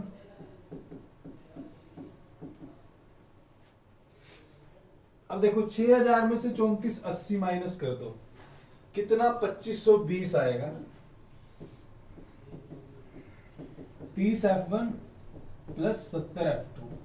एक इक्वेशन तो यहां से बनेगी, इसको फर्स्ट इक्वेशन मान लो। दूसरी इक्वेशन कहां से बनेगी, इन सब का सम 120 है, इनको जोड़ लेते हैं। 32 और 17 49, 59 और 9 68, 68 plus F1 is equal to 120। तो 68, 120 में से 68 गए, इसमें से माइनस कर देंगे तो ये आ जाएगा 70 और 50, 52 आ जाएगा। तो इसको सेकंड मान लो। इन दोनों को इक्वेट कर देते हैं नेक्स्ट पेज पर। 30 F1 plus 70 F2 is equal to 2520, इधर F1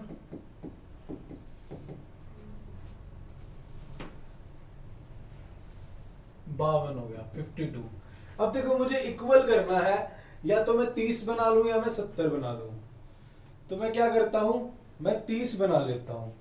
इज इट क्लियर? 30 कैसे, इसकी मल्टीप्लाई करता हूं इससे, ये 30 और इसको भी सारे को 30 से कर देता हूं, इस सारी को, इसको भी 30 से कर देता हूं। अब डियर स्टूडेंट्स, ये 30 F1 30 F2 इसको 30 से करेंगे, ये बन जाएगा मेरे पास 30 और 50 की करेंगे 1500, 1560 बन जाएगा, 1560। अब सॉल्व कर लो।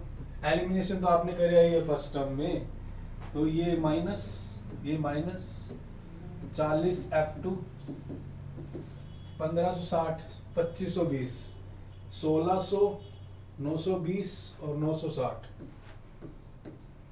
ये एक जीरो से एक जीरो कट गई। F2 आ गया 96/24। F2 24 आ चुका है।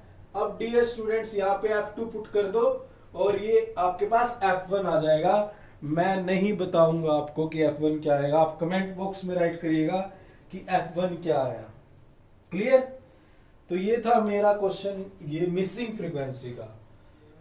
बड़े एनालिसिस के साथ स्टैटिक्स की वीडियो बनाई है यार, कंप्लीट स्टैटिक्स, सारे टाइप जो भी साल में आ सकते हैं वो सारे उसमें लिए हैं। और अभी देखना आप 10 के 10 सैंपल पेपर मैच करना, मेरे ख्याल में तो कोई भी ऐसा टाइप नहीं होगा जो यहाँ और उस वीडियो में करवाया ना हो, सारे आपको मिलेंगे। वो देखना, लिंक दे दूंगा आपको मैं। नेक्स्ट क्वेश्चन है मीडियन निकालनी है। तो मीडियन तो आप निकाल ही सकते हो। बस छोटा सा कंसेप्ट मैं आपको ये बता देता हूं कि भाई अब इन्होंने मिड वैल्यू दे दी। मिड वैल्यू कोई दिक्कत नहीं है, मिड वैल्यू दे दी तो क्या ही दिक्कत है, कोई दिक्कत नहीं है।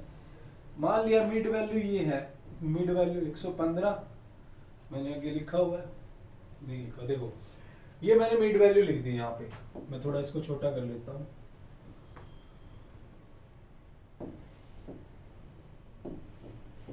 ये मिड वैल्यू लिखी हुई है, मिड वैल्यू लिख दी, ये फ्रीक्वेंसी है, ठीक है। अब डियर स्टूडेंट्स मिड वैल्यू में देखो क्लास गैप कैसे आएगा। नेक्स्ट 125 है, ये पहली 115 है, नेक्स्ट 125 है, 10 का गैप है, 10 का गैप हो रहा है। हाइट कितनी है? 10 है। तो आप क्या करोगे, आप हाइट कितनी, मेरी 10 हाइट है मेरी, तो 10 का हाफ करेंगे तो 5 आ जाएगा। तो क्या करोगे, इसमें से 5 माइनस कर दोगे और इसमें से क्या करोगे, 5 माइनस करोगे इन सारी में से, इस वाले में से 5 करोगे 110 आएगा, इसमें से 5 माइनस करोगे 120 आएगा, तो पहली मिल जाएगी।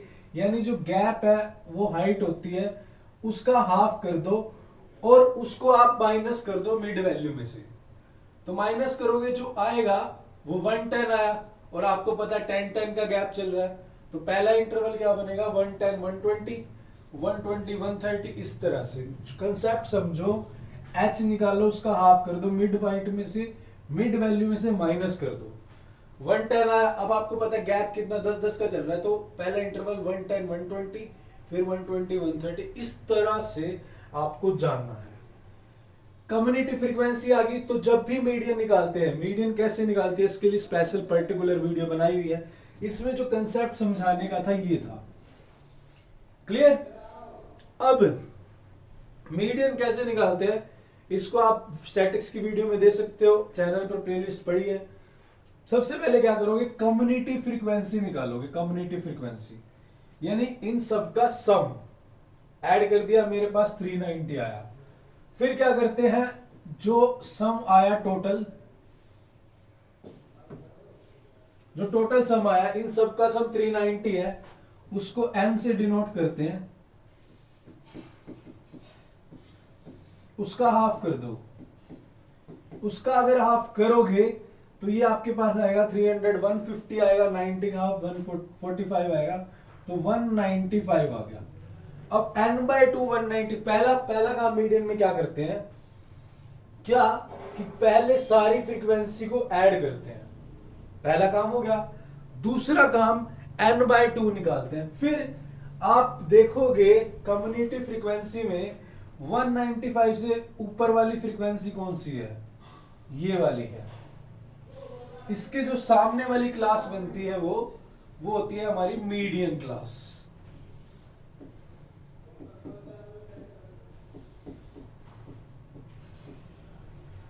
और फॉर्मूला क्या होता है मीडियन निकालने का,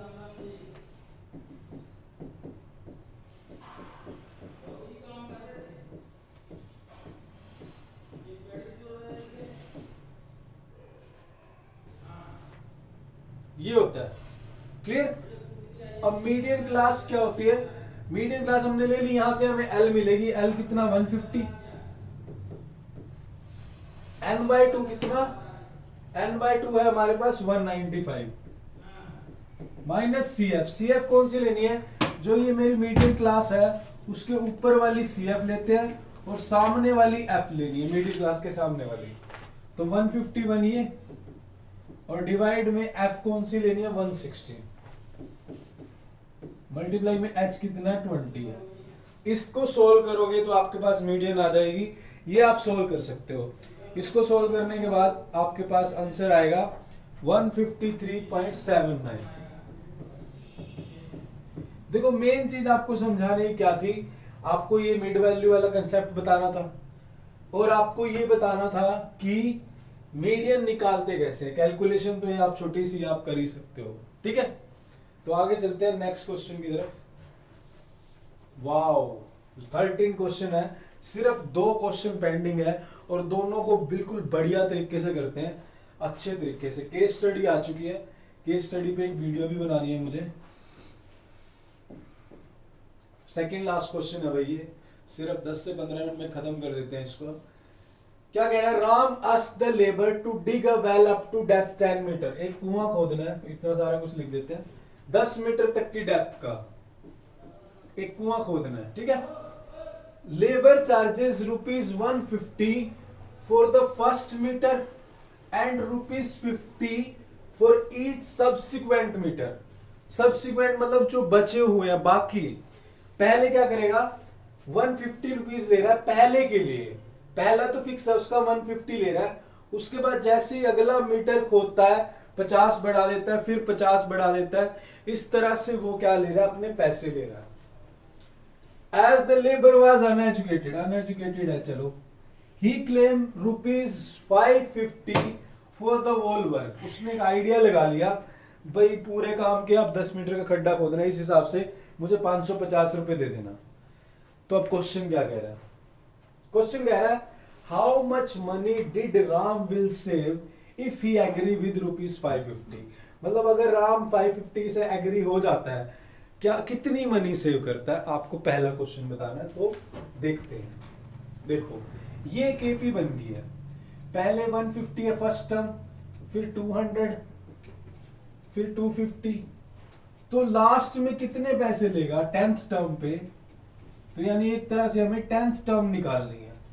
तो 10th टर्म क्या होती है, a + 9d, a 150 + 9 डी कितना है 50, तो 450, 150, 600 रुपए।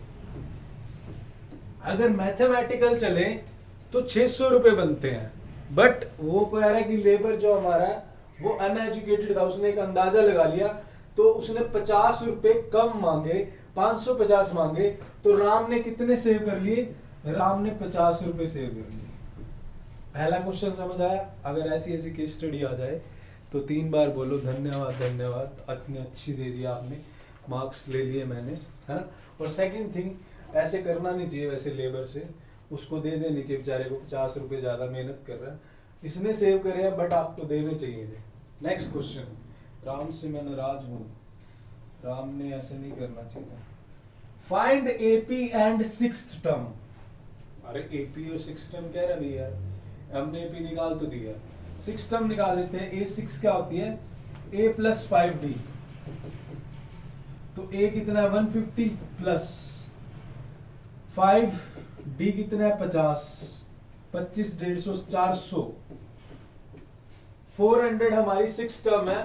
और एपी तो मैंने आपको निकाल के दिखाई दी है, ये एपी है, इस तरह से आप एपी लिख सकते हो। अब आपके पास क्वेश्चन है कि भाई इसकी 7th नहीं, इसकी 9th टर्म क्या होगी, आप कमेंट बॉक्स में राइट करना 9th टर्म क्या होगी। क्लियर। अब लास्ट क्वेश्चन की तरफ चलते हैं। 14 क्वेश्चन है, बड़ा अच्छा क्वेश्चन है, इजी है, स्टैटिक्स से रिलेटेड है। 8 नंबर स्टैटिक्स के मिल रहे हैं भाई, 8 नंबर। क्वेश्चन को देख लेते हैं क्या कह रहा है। एक बार थोड़ा सा क्वेश्चन में ये है कि electricity energy consumption is the form of energy consumption that use in electric energy. अच्छा, global electricity continues in faster than the world population to average amount electricity consume person per capacitor per capital electricity consumption, मतलब क्या चल रहा है, मतलब ये एक तरह से किसकी बात चल रही है, इलेक्ट्रिसिटी कंजप्शन की बात चल रही है पर हेड, भाई कितना कोई कितनी कंजप्शन करता है इलेक्ट्रिसिटी की। A survey is conducted for 50 shopkeeper, 50 shopkeeper के लिए सर्वे किया गया, ठीक है। Of a Kamla market the following table gives the weekly consumption of the electricity shopkeeper, क्या कह रहे हैं देखो ये क्वेश्चन। तो केस स्टडी में जो मेन बात होती है, आधी तो बस स्टार्टिंग की तो ऐसे ही होती है, वो जो मेन कंसेप्ट है वो आपको देखना क्या पूछ रहा है। 50 वर्कर्स पे स्टडी किया गया इलेक्ट्रिसिटी का, शॉपकीपर पे, मतलब ये टोटल 50 होंगे हमारे, ये 14 है। देखो 0 से 10 यूनिट वाले कितने 50 है, 10 से 20 यूनिट वाले 10 है, 20 से 30 यूनिट वाले 60 है, 30 से 40 यूनिट 4, ये सब इस तरह से कंजप्शन है और इस तरह से उन्होंने यूनिट खर्च किए। तो पहला question, find the median, median निकालनी है। मीडियन अभी मैंने आपको पीछे ही सिखाया है। तो पहले मीडियन के लिए पहले क्या करते हैं, मान लिया इंटरवल है,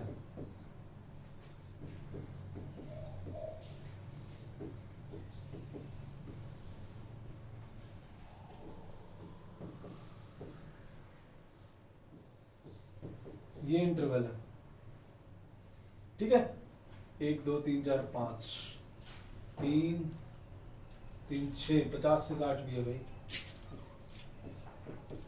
ये है मान लिया।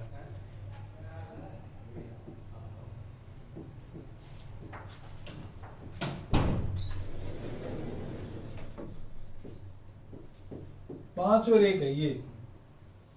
तो सबसे पहला काम मीडियन में क्या होता है, ये फ्रीक्वेंसी होती है, सीएफ निकाल लो। 14 24 40 44 49 और 50। तो सबसे पहला काम होता है सीएफ निकालना। उसके बाद जो दूसरा काम होता है वो क्या होता है, n/2 निकालना। n/2 50/2 25। तो 25 देखो कम्युनिटी फ्रीक्वेंसी में 25 से ज्यादा कौन सी है, 25 से ज्यादा ये है, तो इसके सामने वाली क्लास होगी मीडियन क्लास, ठीक है। और इसको एफ लेते हैं और फॉर्मूले में ये वाली सी एफ लेते हैं। फॉर्मूला होता है ना जो L plus n/2 minus C F, ये होता है। अब डियर स्टूडेंट्स मेरी बात सुनो, एल तो आप ये लोगे 20, n/2 आप 25 लोगे, सी एफ 24 लोगे, तो ये आ जाएगी एल 20 प्लस n/2 25 है माइनस सी एफ 24 है, एफ 16 है और ये गैप 10 का है, गैप मेरे पास 10 का हो जाएगा 1/16। तो ये काट देते हैं, तो 5 2 4 है ना, 2 5 नहीं 2 8, तुम भी कमाल करते हो, 5 8 और तो नहीं होगा, ये तो 1 बन जाएगा, तो 20 प्लस 5/8। अब मैं कहता हूं 5/8 को कर लो, इसको मत छोड़ो, इसको आप इसको ऐसे भी कर सकते हो, 160 प्लस 5/8 भी कर सकते हो, बट आप 5/8 ही कर लो, ये हो जाएगा 0.62 को कर सकते हो आप 0.62, तो यानी 20.62 आ जाएगा मेरा आंसर, यानी ये मेरी आ जाएगी मीडियन पहले की 20.62, ठीक है।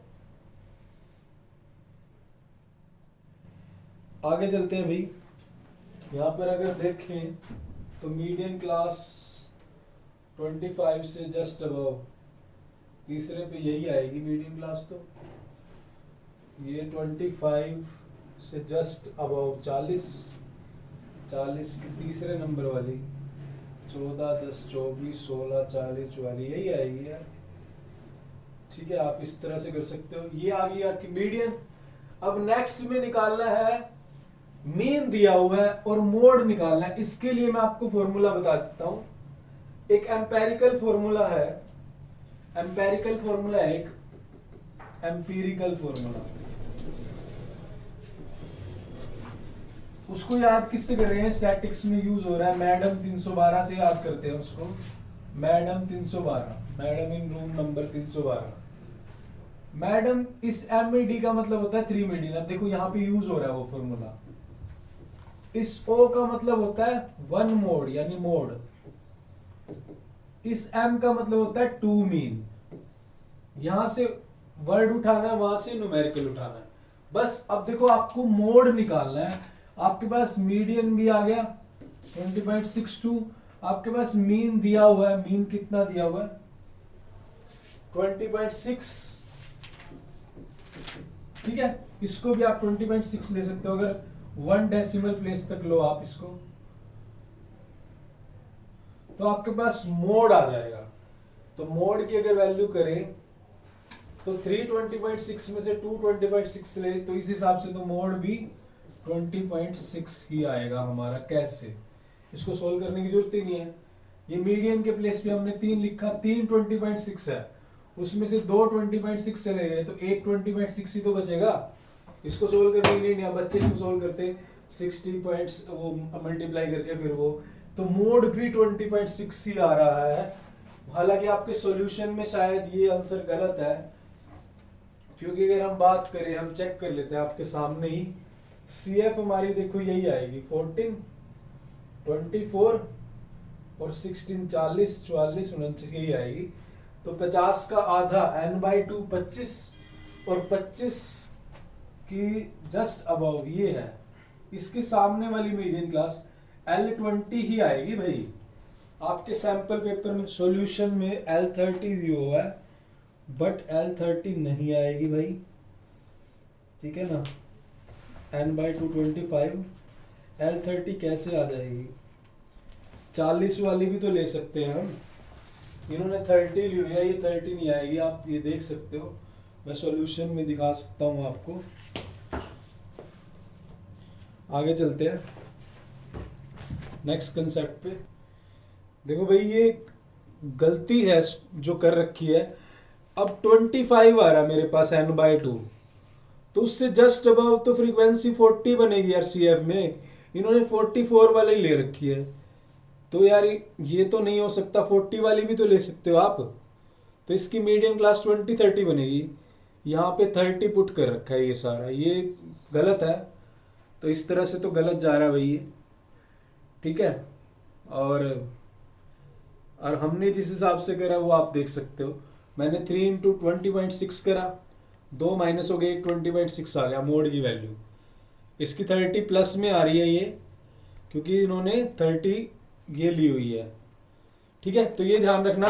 तो ये सैंपल पेपर हमारा हो चुका है। इसके बाद तो कुछ नहीं है भाई। इसके बाद तो ऑल द बेस्ट मैंने लिखा है, नहीं लिखा तुम्हारे लिए। अच्छा, ये तो मैंने लिखा हुआ था यार, फिर भी मैंने वहां पे करवा दिया। चलो, ये था आपका सैंपल पेपर 1। अब सेकंड अगर आपको चाहिए तो कम से कम 1000 लाइक होने चाहिए इस वीडियो पे, और ज्यादा से ज्यादा शेयर होना चाहिए, और कमेंट होने चाहिए कैसा लगा, क्या पॉइंट्स आपको समझ नहीं आया, ठीक है, क्या अच्छा लगा, वो सारे कमेंट होने चाहिए। फिर सेकंड सैंपल पेपर करते हैं। मिलते हैं नेक्स्ट वीडियो में। जय हिंद।